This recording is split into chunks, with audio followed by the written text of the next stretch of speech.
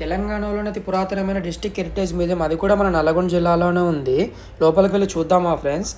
దీనికి ముందుగా నేను దీని అవుట్ సైడ్ ఉన్న విగ్రహాల గురించి ఎక్స్ప్లెయిన్ చేసి ఒక వీడియో చేశాను. అది చూడకుండా అది మన ఛానల్లో ఉంది, వచ్చి చూసేయండి. అయితే లోపలికి వెళ్ళగానే మనకి 12వ శతాబ్దం నాటి విగ్రహాలు మనకి కనిపిస్తాయి. విగ్రహాలు కూడా ఎలా ఉన్నాయంటే 12, 14, 13, 15 శతాబ్దం నాటి విగ్రహాలు అనేవి వర్షం బట్టి పెట్టారు. ఫస్ట్ చూసిన విగ్రహానికి తర్వాత చూసిన విగ్రహానికి చాలా వ్యత్యాసం అనేది చాలా తేడా ఉంటుందన్నమాట. ఫినిషింగ్గా కానీ షైనింగ్గా కానీ చాలా అభివృద్ధి అనేది జరిగిందని చెప్పేసి మనం అర్థం చేసుకోవచ్చు. తర్వాత మనం చూడబోయేది ఏలేశ్వర శివలింగం అన్నమాట. ఇంకో విషయం ఏంటంటే మనకి ఇక్కడ తెలుగు లిపికి సంబంధించిన శాసనాలు కూడా మనకి క్లియర్గా ఉన్నాయి. కాకపోతే ఆ కాలంలో నాటి లిపి ఎలా ఉందనేది కూడా మనం అర్థం చేసుకోవచ్చు. ఆ లిపి అనేది కొంచెం సాంస్క్రిట్కి రిలేటెడ్గా ఉంటుంది.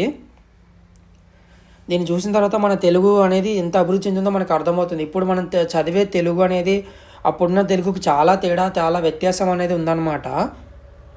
అంతేకాకుండా వీళ్ళు ఆ కాలంలోనే మనకి రాగియో మేబీ ఏదో పంచలోహాలు అనుకుంటా, వాటిపై వీళ్ళు శాసనాల్లాగా చెక్కారు. తాళపత్రాలను కూడా అంటారు వీటిని.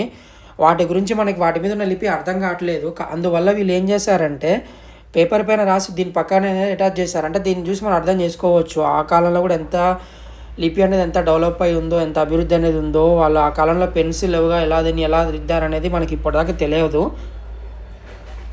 ఇంకొక విషయం ఏంటంటే ఆ కాలంలో నాటి వస్తువులు అన్నమాట, అంటే సున్నపురాయికి సంబంధించిన వస్తువులు.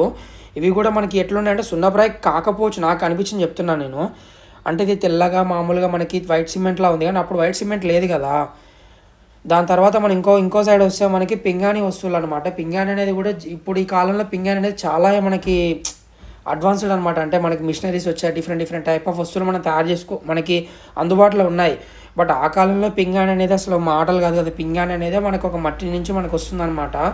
దాన్ని వీళ్ళు డిఫరెంట్గా కొన్ని రకాలుగా మిశ్రమాలు కలిపి దాన్ని ఒక వస్తువులో తయారు చేస్తారు. ఇది కూడా చాలా శ్రమతో కూడుకున్న పని.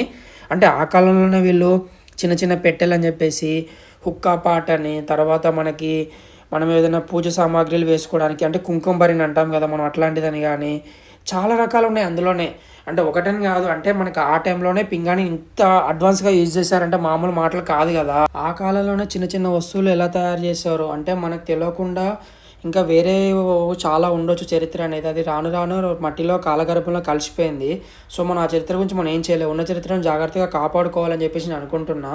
ఈ వీడియోకి రిమైనింగ్ వీడియో కూడా ఉంది. ఆ వీడియోలో అక్కడ ఏమున్నాయని చెప్పేసి నెక్స్ట్ వీడియోలో చూద్దాము. Anyway, thanks for watching. నేను మీ ఆకాష్ నేచర్ ట్రావెలర్.